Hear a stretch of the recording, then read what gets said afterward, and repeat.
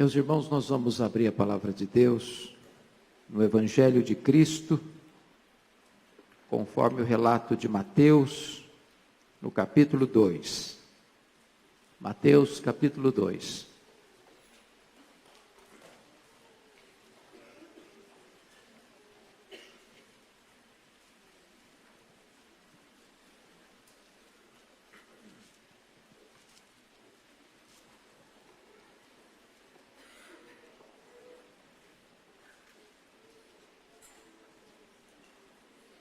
Mateus capítulo 2,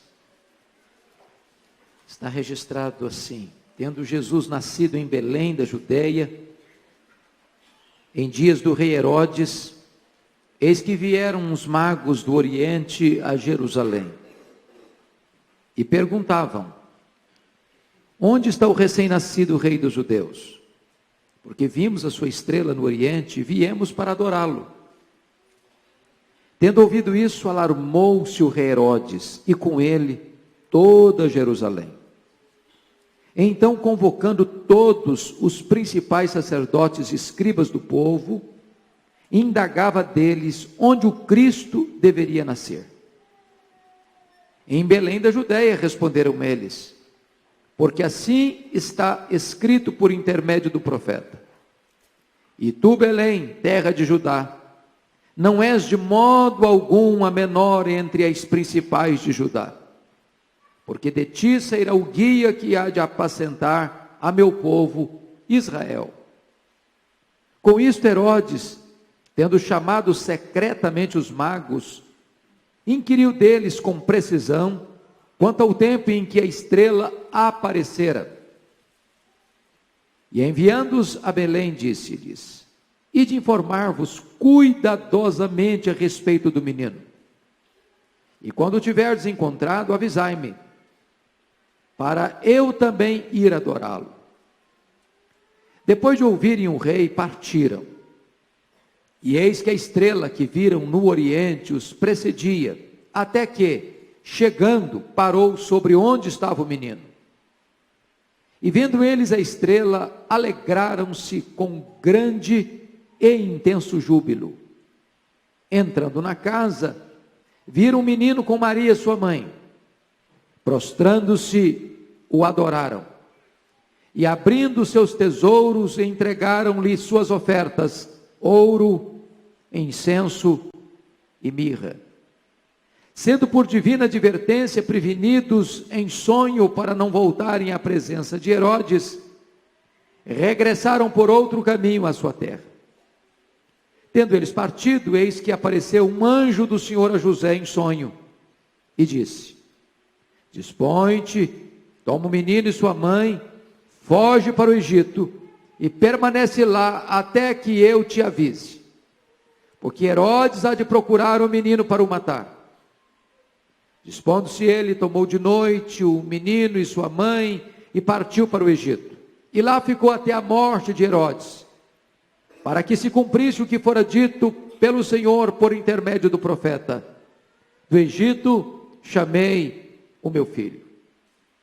Vendo-se iludido pelos magos, enfureceu-se Herodes grandemente, e mandou matar todos os meninos de Belém e de todos os seus arredores, de 2 anos para baixo, conforme o tempo do qual com precisão se informara dos magos. Então se cumpriu o que fora dito por intermédio do profeta Jeremias. Ouviu-se um clamor em Ramá, pranto, choro e grande lamento. Era Raquel chorando por seus filhos, e inconsolável porque não mais existem.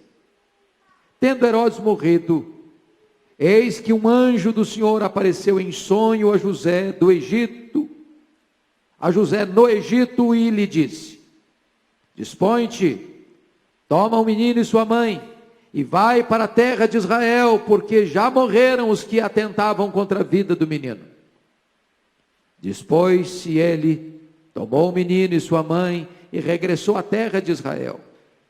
Tendo, porém, ouvido que Arquelau reinava na Judeia em lugar de seu pai Herodes, temeu ir para lá, e por divina advertência, prevenido em sonho, retirou-se para as regiões da Galileia, e foi habitar numa cidade chamada Nazaré, para que se cumprisse o que fora dito por intermédio dos profetas: ele será chamado Nazareno. Amém.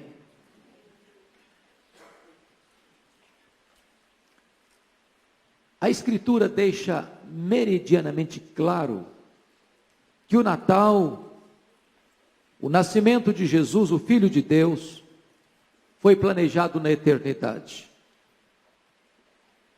Antes que houvesse céus, antes que o sol brilhasse, antes que os anjos ruflassem suas asas para atender às ordens do eterno e onipotente Deus, antes que os astros brilhassem no firmamento, a promessa do nascimento de Jesus já havia sido firmada, e firmada nos refolhos da eternidade. O nascimento de Jesus é proclamado já no berço da história, aos nossos primeiros pais lá no Éden. Da semente da mulher nascerá aquele que há de esmagar a cabeça da serpente. E a partir daí, todos os patriarcas, os profetas, apontavam para este dia, glorioso dia, do maior acontecimento da humanidade, do mais extraordinário mistério da humanidade, a encarnação do Verbo, Deus se fazendo homem, o eterno entrando no tempo, o infinito tornando-se um bebê enfaixado em panos e deitado numa manjedoura. Aquele que é eterno, Pai da eternidade, entra no tempo. Aquele que é o Criador do universo, que formou o mundo visível e invisível, torna-se um bebê. Aquele que é o Rei dos reis, o Senhor dos senhores, nasce numa manjedoura. Que glorioso mistério! Deus se fazendo homem, o eterno entrando no tempo, o infinito tornando-se finito, o Deus eterno vestindo pele humana para vir habitar entre nós. Jesus Cristo, então, é prometido. E diz a Escritura que a história da humanidade até Ele é uma espécie de prelúdio, é uma espécie de preparação. Porque Gálatas 4:4 diz que na plenitude dos tempos Ele veio, nascido de mulher, nascido sob a lei. Deus prepara o mundo grego para dar a cultura, para dar uma língua universal. Deus prepara o mundo romano com a sua política, abrindo estradas, trazendo hegemonia e unidade de um grande império, para que a comunicação e a celeridade de uma mensagem pudesse ganhar rapidez e amplitude. Deus prepara o mundo através dos judeus, povo escolhido de Deus, para entregar à humanidade a revelação escrita de Deus.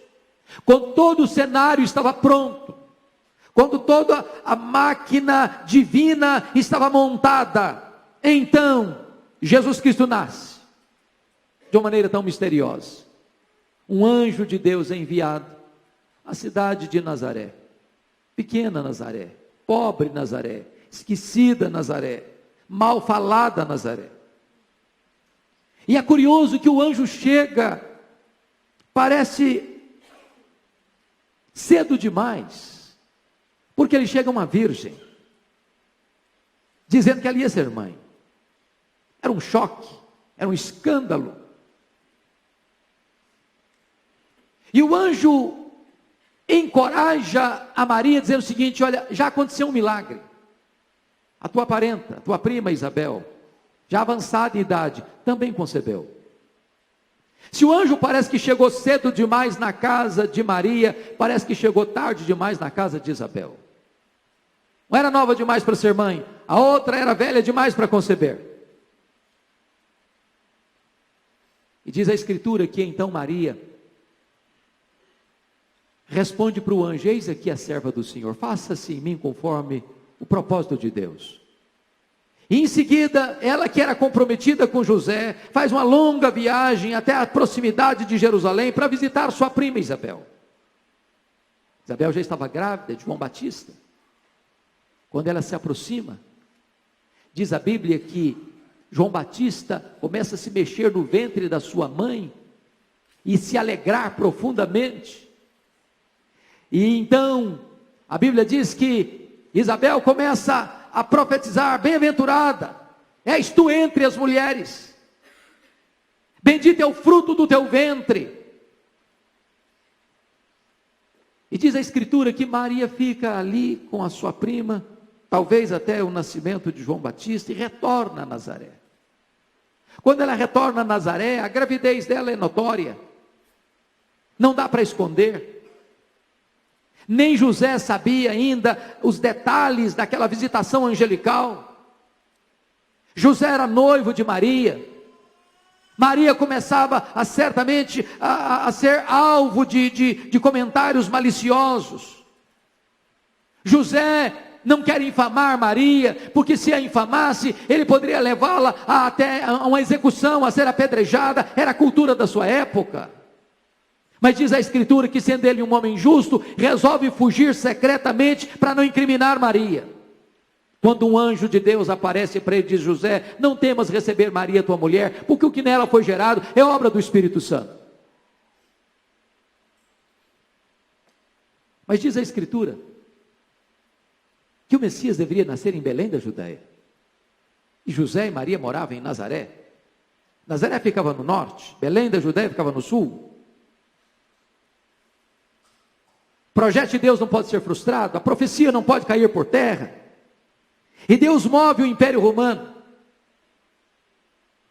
para que o imperador César Augusto estabelecesse um recenseamento, e cada cidadão deveria se recensear na sua terra natal. E diz a Bíblia que José era filho de Davi, era da família de Davi, e ele tinha que se recensear em Belém. E você pode perguntar: mas por que Maria tem que ir junto com José, se só José tem que se recensear? Por que Maria, no final da gravidez, teria que acompanhar seu marido numa viagem tão longa, tão difícil? A Bíblia não diz por quê, mas há uma inferência muito clara. Maria, a essas alturas, está sendo alvo dos mais maliciosos comentários. Como explicar a gravidez de Maria? E certamente José a leva para tirá-la daquele ambiente de hostilidade, para tirá-la daquele ambiente de suspeita, para tirá-la daquele ambiente de críticas tão acres, tão pesadas. E ao chegar, diz a Escritura, em Belém, a cidade já estava aqui, era pequena, estava extremamente povoada, não havia hospedaria suficiente, e não encontrar lugar na hospedaria, mas isso tinha um propósito. Ele teve que nascer numa estrebaria, numa manjedoura, num lugar onde os animais comiam, numa gruta. Sabem por quê? Porque uma estrebaria é o lugar adequado para um cordeiro nascer. E ele entrou no mundo como cordeiro de Deus.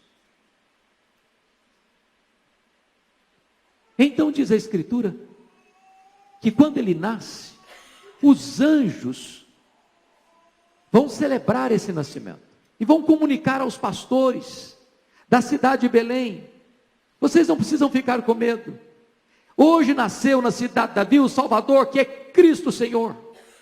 E na medida que eles estão dando essa informação tão insólita e tão extraordinária, os céus se cobriram de anjos, as nuvens se cobriram de partitura, e os anjos formaram um grande coral, cantando glória a Deus nas alturas, e paz na terra entre os homens, a quem Ele quer bem.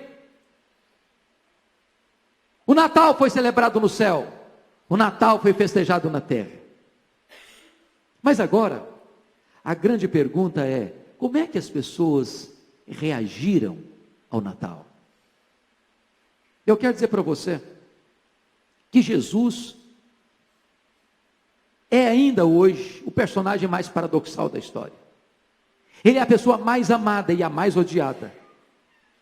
Ele é a mais procurada e a mais repudiada. Ele atrai uns e incomoda outros. Ele alegra uns e apavora outros.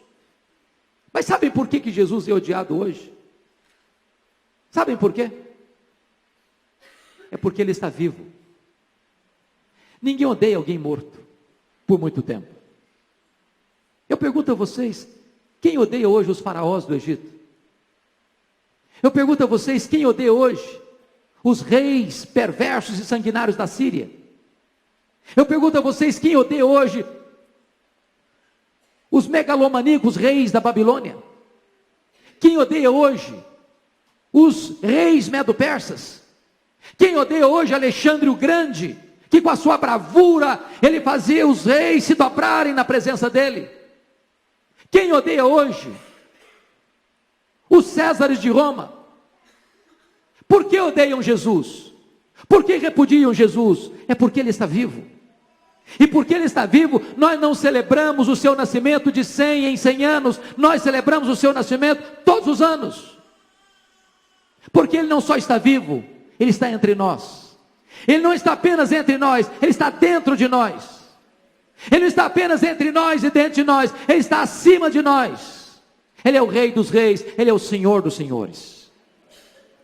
Mas eu quero lhes dizer que, recuando no tempo, é importante entender que quando Jesus nasceu, aconteceram 3 reações ao seu nascimento. E eu entendo que essas 3 reações são ainda hoje as reações em relação a Jesus. A humanidade está dividida nesses 3 grupos.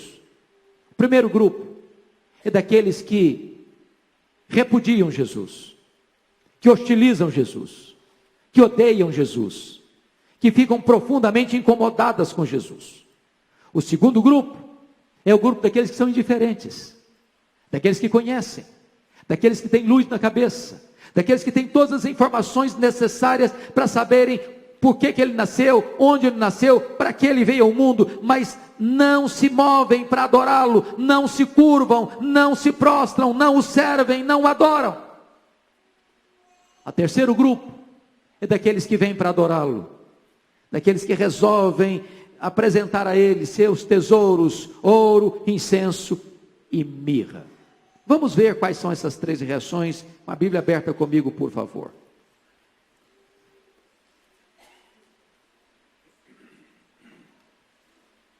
A reação de hostilidade, ela é liderada por Herodes. Então, a Bíblia aberta aí, por favor, veja comigo, verso 1. Tendo Jesus nascido em Belém da Judéia, em dias do rei Herodes. A grande pergunta é: que Herodes é esse? Que Herodes é esse? O Novo Testamento fala de 4 Herodes. Herodes o Grande, é esse Herodes aqui. Herodes Antipas, que foi Herodes que mandou matar João Batista e que escarneceu de Jesus no seu julgamento. O terceiro Herodes é o Herodes Agripa I, está lá em Atos 12, foi Herodes que mandou matar o apóstolo Tiago e mandou prender Pedro. E o último Herodes é o Herodes Agripa II, que está lá em Atos 26, diante de quem Paulo contou o seu testemunho de conversão e disse para Paulo: por pouco, Paulo, me persuades a me fazer um cristão. Mas quem é este aqui? Herodes, aqui é o Herodes o Grande, que começou a governar no ano 40 antes de Cristo, que por ser amigo pessoal do imperador Augusto, conquista o título de rei sobre toda essa região. Foi um homem que teve uma importância vital para aquela terra, porque foi ele quem tirou o templo de Jerusalém, pós-cativeiro, construído na época de Zorobabel, num grande templo, num majestoso templo, numa obra magnificente, dos dias de Jesus. Foi este Herodes o Grande que construiu o grande porto de Cesareia Marítima, dando oportunidade para que todos os produtos do mundo viessem para aquela terra, e os produtos daquela terra pudessem ser escoados para o resto do mundo. Foi esse Herodes aqui que construiu a grande fortaleza de Massada, onde 3.000 judeus se refugiaram depois do ano 70, e todos eles cometem suicídio por causa da invasão de Roma àquela fortaleza, e eles preferiram morrer com dignidade a se entregarem nas mãos dos romanos para serem humilhados. Esse homem era um homem louco, e eu gostaria de provar isso para vocês. Primeiro, Herodes o Grande casou-se 9 vezes. 9 vezes. Segundo, Herodes o Grande mandou assassinar 45 aristocratas concorrentes e pretendentes do reino. Ele tinha uma mania de poder e ele se sentia ameaçado por qualquer pessoa que concorresse com ele para assumir ou tomar-lhe o trono.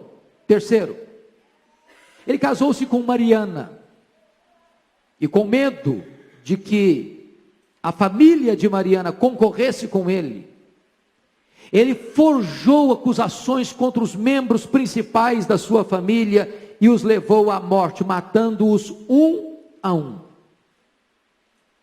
A pedido da sua sogra Alexandra, ele nomeia Aristóbulo, seu sobrinho, como sumo sacerdote de Jerusalém. Ainda muito moço, com menos de 17 anos. Aristóbulo, por causa do seu carisma, da sua maneira tão habilidosa de lidar com as pessoas, começa a ganhar a simpatia do povo em Jerusalém. Com ciúmes do seu sobrinho, mandou estrangulá-lo. A sua sogra, obviamente, ao ver essa cena, apavorada, horrorizada com a crueldade de Herodes, tenta fugir para o Egito, para o abrigo de Cleópatra. Mas Herodes o Grande mandou emissários atrás dela. Ela tentou simular uma fuga num enterro, mas descobriram a artimanha dela e ela foi assassinada no Egito. O imperador então mandou chamar Herodes a Roma, por causa dos seus crimes, da sua crueldade. E quando ele estava indo para Roma, temendo que Mariana, sua mulher, o traísse na sua ausência, mandou matá-la.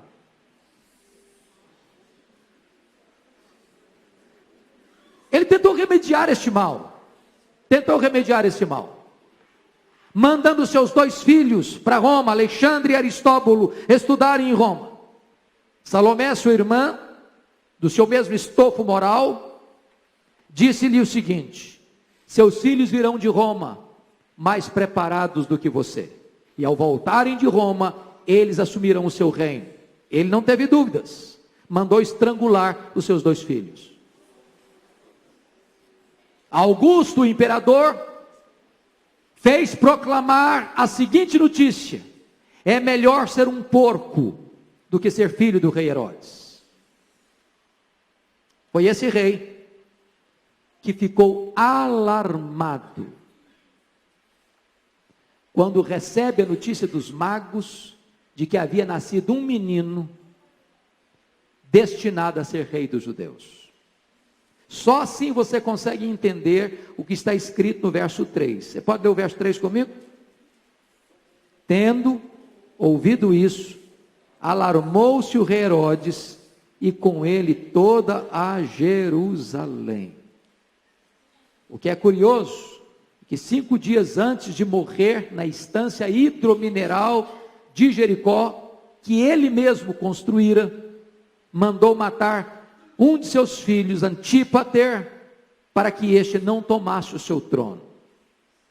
Percebendo que sua morte geraria alegria ao povo, ele já estava em declínio em relação aos judeus, ele fez a sua irmã Salomé prometer-lhe que prenderia e mataria uma pessoa de cada família nobre, e então haveria choro na sua morte.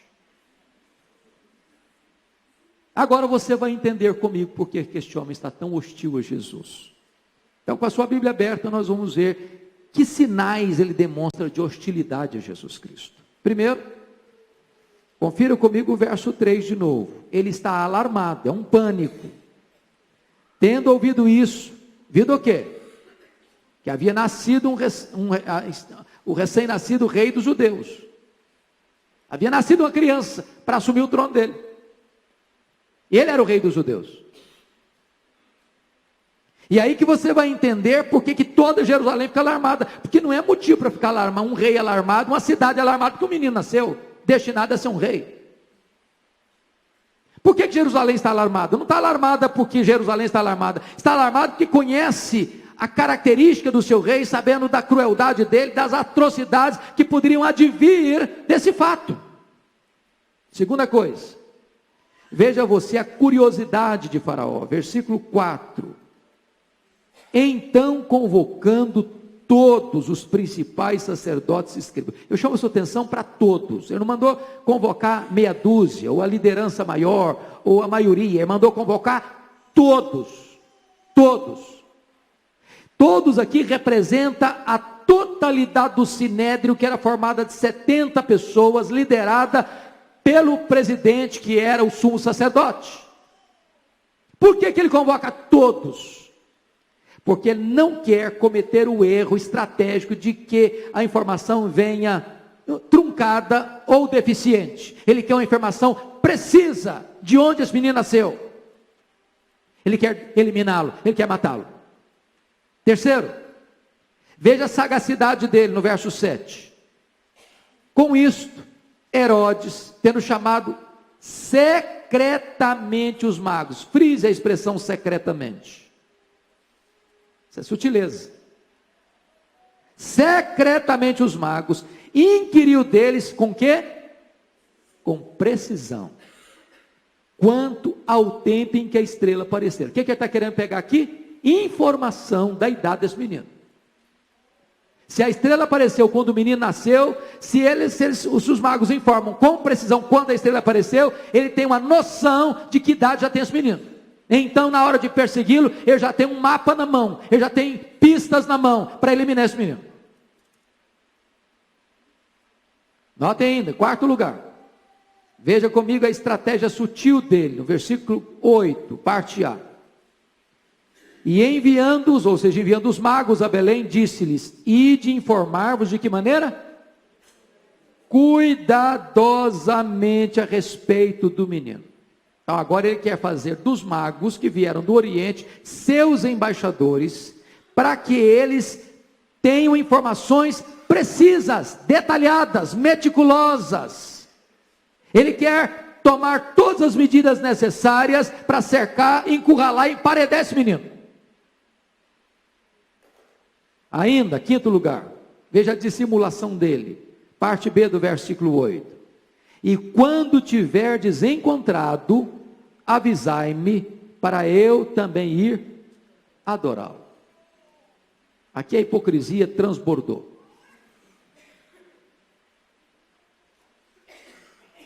Aqui ele diz que vai fazer uma coisa, quando no coração ele está querendo fazer exatamente o contrário.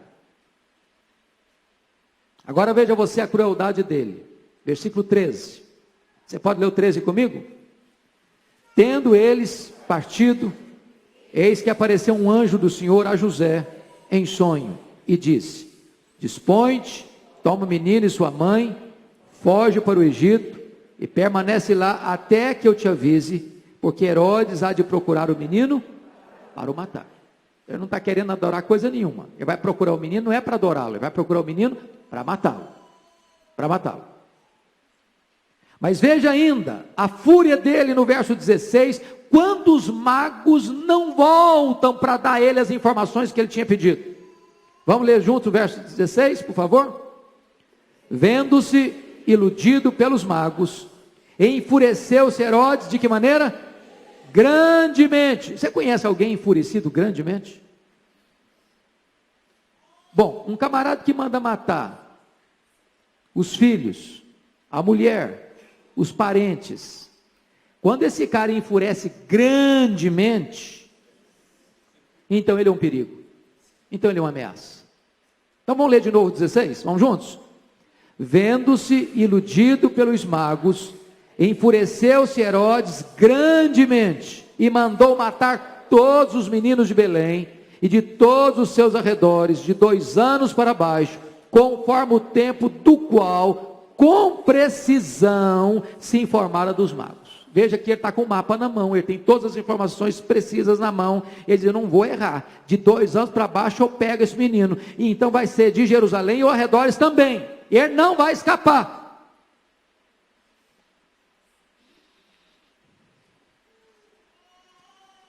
Mas irmãos, eu tenho uma notícia boa, é que todos aqueles que perseguem a Jesus terminam mal. Terminam mal. Ninguém luta contra o eterno e prevalece. Ninguém resiste ao Filho de Deus e fica de pé. Na linguagem do profeta Daniel, capítulo 2, os reinos do mundo que se opõem a ele viram uma pedra, não lavrada por mãos, e vai tocar nessa estátua dos reinos, e tudo vai virar pó. Vai virar pó. Olha o que é que acontece com Herodes? Veja o versículo 19 comigo. Tendo Herodes morrido. Agora olha o verso 20, parte B. Porque já morreram os que atentavam contra a vida do menino. Aqueles que perseguem a Jesus, aqueles que hostilizam a Jesus, aqueles que rejeitam a Jesus, aqueles que perseguem a Jesus, eles vão ter um fim trágico. O que lhes espera é a morte. E Jesus permanece firme, vivo, sobranceiro, vitorioso, glorioso, para sempre. Louvado seja o seu nome. Mas agora, eu queria que você olhasse comigo a outra reação, a reação da indiferença. Da indiferença. E confira comigo, por favor, o versículo de número 4, e 5 e 6. Vamos juntos, 4 a 6, por favor. Então, só um pouquinho. Vamos fazer bonito? Vamos ler todo mundo junto? Vamos ler todo mundo animado? Não é para quem está passando na rua ouvir, porque aqui está fechadinho. Mas para a gente ouvir. Vamos juntos? Então, convocando todos os principais sacerdotes e escribas do povo, indagava deles onde o Cristo deveria nascer. Em Belém da Judeia, responderam eles, porque assim está escrito por intermédio do profeta: e tu, Belém, terra de Judá, não és de modo algum a menor entre as principais de Judá, porque de ti sairá o guia que há de apacentar o meu povo Israel. Aqui notem vocês, amados irmãos, a indiferença de quem?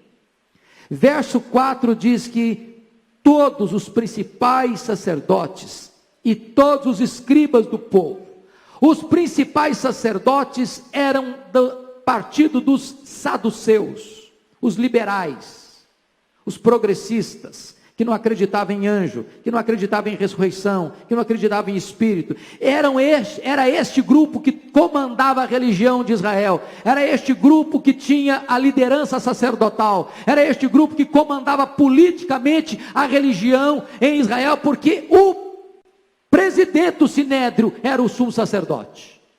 Quem eram os escribas? Eram do grupo dos fariseus, eram os teólogos conservadores, eram os teólogos ortodoxos, era gente que conhecia a Bíblia e conhecia corretamente a Bíblia. Aqueles que têm luz na cabeça, têm toda a informação com absoluta precisão, mas eles não se desabalam de Jerusalém para a aldeia, ou melhor, para a cidade de Belém, que fica pouco mais de 8 quilômetros. Sabe, mas não se move. Conhece, mas não adora. Tem toda a luz na cabeça, mas não tem nenhuma devoção no coração. É muito triste isso.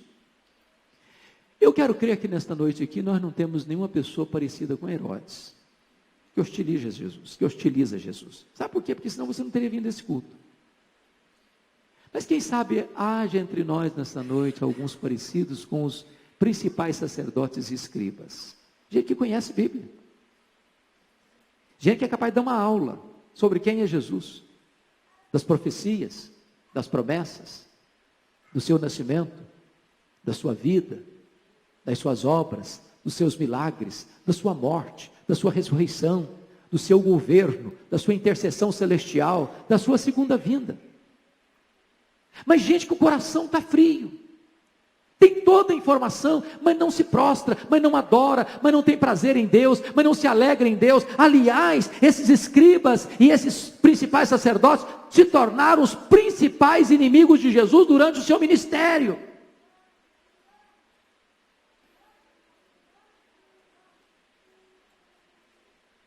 É triste isso. A minha oração é que você que conhece a verdade de Deus, conhece a história do Natal, conhece a Escritura, conhece a palavra de Deus, não seja alguém indiferente. Por isso eu gostaria de tratar a terceira reação ao Natal: a rendição e a adoração dos magos. Então veja você, vamos ver, ler por favor comigo, em uníssono, o versículo 1. Tendo Jesus nascido em Belém da Judeia, em dias do rei Herodes, eis que vieram os magos do Oriente a Jerusalém. Bom, a tradição diz que são 3, a Bíblia não diz. A tradição diz que eram reis, a Bíblia também não diz. A Bíblia só diz que eram uns magos. E magos aqui traz a ideia de que eles eram astrólogos, estudiosos dos astros também. E diz que eles vieram do Oriente, talvez da Pérsia, de longe. Eles são gentios, povos distantes. Eles não tinham Bíblia, eles não tinham Velho Testamento, eles não tinham profetas, eles não tinham profecia, eles não tinham templo, eles não tinham sinagoga, eles não tinham ensino, eles não tinham nenhuma das coisas que esses escribas e fariseus e sacerdotes possuíam. Elementarmente, eles estudavam os astros. E então Deus pega o que eles têm para dar-lhes um sinal. E uma estrela aparece e começa a guiá-los. Agora eu pergunto para vocês: para onde essa estrela os levou? Para Belém? Eu lhes pergunto, para onde a estrela os levou? Para Jerusalém. Por quê? Por quê? Por que que esta estrela não os levou a Belém, sem passar por Jerusalém? Por que que teria que fazer essa conexão com Jerusalém? Por quê? Porque na verdade, meus amados irmãos, a estrela foi um instrumento que Deus usou, mas a maneira de se conhecer quem é Jesus, as profecias sobre Jesus, a verdade sobre Jesus, precisa passar pelas Escrituras. Eles tinham que ir para Belém, porque era lá em Belém que eles tinham que passar por Jerusalém, porque era lá em Jerusalém que eles haveriam de ouvir a profecia: esse menino nasceria em Belém da Judéia.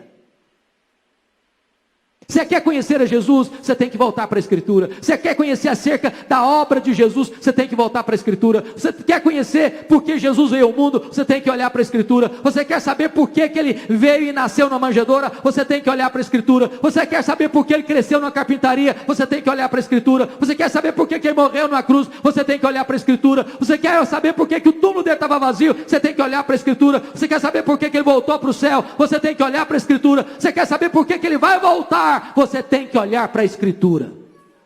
É a Bíblia que nos fala de Jesus. É nela que nós conhecemos quem é o Filho de Deus. Mas notem, diz a Escritura que,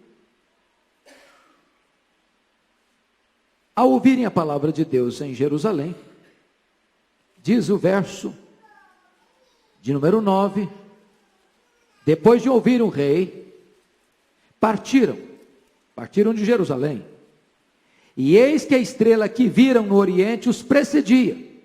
Agora estão com a palavra de Deus na mão, agora estão com a profecia no coração, até que chegando parou sobre onde estava o menino. Olha a reação deles no verso 10. E vendo eles a estrela, alegraram-se com grande e intenso júbilo.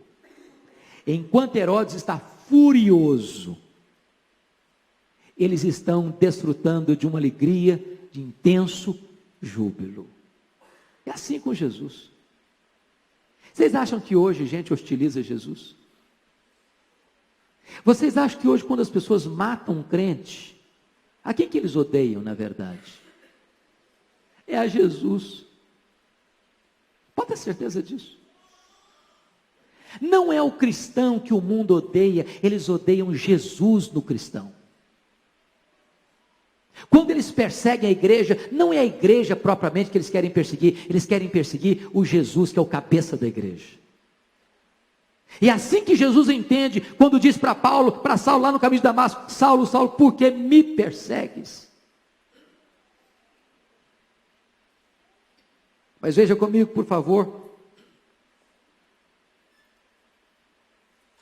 a atitude deles no verso 11. Você pode ler o 11 comigo, uma voz bem clara. Entrando na casa, viram o menino com Maria, sua mãe. Prostrando-se, o adoraram. E abrindo seus tesouros, entregaram-lhe suas ofertas: ouro, incenso e mirra. Vamos entender uma coisa aqui. Entrando aonde? Na casa. Claro, Jesus não está mais na estrebaria. Não está mais na manjedoura. Até porque esse momento aqui deve ter sido 2 anos aproximadamente depois do nascimento de Jesus. O que é curioso é que eles ainda estão em Belém. Por que Belém? Porque sendo ele o pão da vida, teria que nascer na casa do pão. Belém significa casa do pão. Sendo ele filho de Davi, à luz da profecia, ele teria que nascer na casa de Davi, na cidade de Davi, que é Belém. Eu estava lá. Agora, observe mais, que eles entraram na casa, viram o menino com Maria, sua mãe. E eles se prostram e adoram não Maria, mas adoram o menino. Eles não adoram Maria. Eles sabem distinguir com muita clareza a quem eles precisam adorar. Maria é uma mulher honrada. Ela foi escolhida por Deus para ser a mãe do Salvador. Ela é uma mulher bem-aventurada, não acima das mulheres, mas ela é bem-aventurada entre as mulheres. Mas a melhor maneira de honrar Maria é não ir além do que a Escritura nos fala acerca dela, nem ficar aquém. Eles não adoraram Maria, eles adoraram o menino. E notem vocês que profeticamente eles entregam os seus tesouros a Jesus: ouro, incenso e mirra. Ora, o ouro representa que ele é um presente próprio para os reis, representa que eles entendem o tríplice ofício de Cristo, ele é o rei dos reis. Incenso era um produto aromático usado, por exemplo, pelos sacerdotes, quando levavam lá no altar do incenso, que representa as orações dos santos que sobem à presença de Deus. Quando eles entregam incenso para Jesus, eles estão reconhecendo que ele é o sumo sacerdote, aquele que veio ao mundo para ser o sacerdote e o sacrifício, e oferecer a si mesmo como sacrifício, no altar da cruz, como sacrifício pleno, perfeito, cabal e irrepetível. Quando eles entregam mirra, mirra também é uma essência, é um perfume, via de regra usado para embalsamar as pessoas que morriam, representando que ele é o profeta de Deus que veio, o profeta de Deus que trouxe a mensagem, e ele próprio é a mensagem, que ao morrer na cruz e ressuscitar dentre os mortos, ele seria de fato o Salvador do mundo, o nosso grande Deus e Redentor. Eles entendem isso. O que é maravilhoso é o que está escrito no verso 12. Você pode ler o 12 comigo? Sendo, por divina advertência, prevenidos em sonho, para não voltarem à presença de Herodes, regressaram por outro caminho à sua terra. Deixa eu dizer uma coisa para você: toda pessoa que encontra Jesus, retorna por um outro caminho.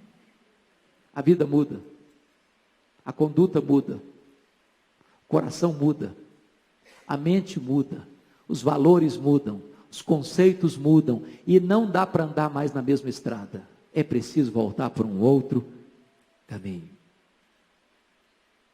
Hoje eu gostaria de fazer uma pergunta para você: qual tem sido a sua reação em relação a Jesus? Estamos chegando mais um Natal. O que é Natal? cultura brasileira enfeita as ruas, bota luzes na praça, as lojas ficam enfeitadas. É bem verdade que esse ano não estão tão enfeitadas assim. Você chama a família, faz amigo X, troca presentes. De vez em quando a gente escuta um bom musical como hoje à noite. Mas e aí? Que postura você tem tomado em relação a Jesus? Eu sei que você não é um Herodes, louvado seja Deus, eu tenho certeza disso. Você não chega tanto. Mas quem sabe haja entre nós aqui alguns escribas e sacerdotes. Sabem tudo, conhecem Bíblia, nasceram num berço evangélico, sabem repetir essa história, a exaustão, sabe os detalhes. É em Belém da Judéia. Não pode ser em outro lugar, a Bíblia está dizendo isso. E você cita a Bíblia, você conhece a Bíblia, você lê Bíblia, você ensina a Bíblia, mas esse negócio já não mexe mais com o seu coração. Não mexe mais com a sua vida. Você não se desabala para ir a Jesus, para adorar a Jesus, para servir a Jesus, para se alegrar em Jesus, para proclamar a Jesus. Quem sabe hoje a gente possa ser movido, estimulado, encorajado por esses magos, por esses gentios, por esses que não conheciam, e Deus lhes dá uma revelação tão simples, tão elementar, para que essa revelação elementar, uma estrela, um astro, pudesse levá-los à palavra de Deus. E quando eles encontram a palavra de Deus, eles olham para Jesus, eles se curvam diante de Jesus, eles professam que Jesus é o Rei dos Reis, é o sumo sacerdote, é o supremo profeta, eles o adoram. Quem sabe você nesta noite possa assumir esse compromisso nesse Natal. Eu vou me prostrar a Jesus, eu vou adorar o meu Senhor, e eu vou dizer para você que a vida não faz sentido enquanto você não se prostra para adorar a Jesus, enquanto os seus joelhos não se curvarem para adorar a Jesus. Ele está aqui nesta noite, Ele está entre nós. O que você vai fazer com Ele? O que você vai fazer com Ele? Curva sua fronte, por favor, feche seus olhos um pouco, medite um pouquinho sobre isso. O que você vai fazer com Jesus neste Natal? Vai ser como todo ano? Depois volta tudo ao normal? Ou quem sabe você hoje possa dizer: Senhor, eu quero te servir, quero reconhecer que Tu és o Senhor da minha vida. Eu quero reconhecer que Tu morreste no meu lugar. Eu quero reconhecer que Tu és a mensagem de Deus para mim. E eu quero voltar por um outro caminho, Deus, para proclamar que Tu és o Senhor da minha vida, que Tu és a razão da minha vida, que Tu és a minha grande alegria, o meu maior entusiasmo para viver, a minha esperança, a minha riqueza, a minha herança, a minha alegria, a minha paz, a minha vida.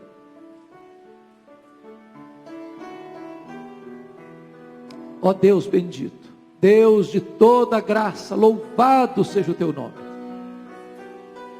porque lá na eternidade, antes que houvesse o mundo, o Natal já havia sido planejado. O Verbo que criou todas as coisas, que sustenta todas as coisas pela palavra do seu poder, num conselho da Trindade eterna, resolveu vir ao mundo, se encarnar e habitar entre nós, cheio de graça e de verdade. Que verdade sublime, que verdade gloriosa, que mistério grandioso. O Verbo se fazendo carne, Deus se fazendo homem, o eterno entrando no tempo, o infinito entrando na finitude, se tornando um bebê, enfaixado em panos, deitado numa manjedoura. Glória ao Teu nome, porque Jesus veio ao mundo. Glória ao Teu nome, porque Ele foi um de nós, exceto no pecado. Glória ao Teu nome, porque Ele nasceu para morrer, e morreu pelos nossos pecados. Glória ao Teu nome, porque a Sua morte não foi um acidente, mas também a Sua ressurreição não foi uma surpresa. Glória ao Teu nome, porque Ele está vivo, porque Ele está aqui nesta igreja, nesta noite, digno de ser adorado. Glória ao teu nome, também porque Ele está à tua destra, na tua majestade, como governador do universo, como Senhor dos senhores, governando os destinos da história, das nações, da igreja e da nossa vida. Glória ao teu nome, porque Ele há de voltar com grande poder e glória, para nos buscar, para reinarmos com Ele para sempre e sempre e sempre. Deus gera no nosso coração nesta noite profundo quebrantamento, gera também no nosso coração nesta noite profunda alegria, leva o nosso coração a nos dobrarmos nesta noite diante de Jesus, para oferecer a Ele o ouro, o incenso e a mirra, para entregarmos a Ele o nosso próprio coração. Que seja assim, Senhor, para a glória do teu nome, em nome de Jesus. Aleluia. Amém. Amém.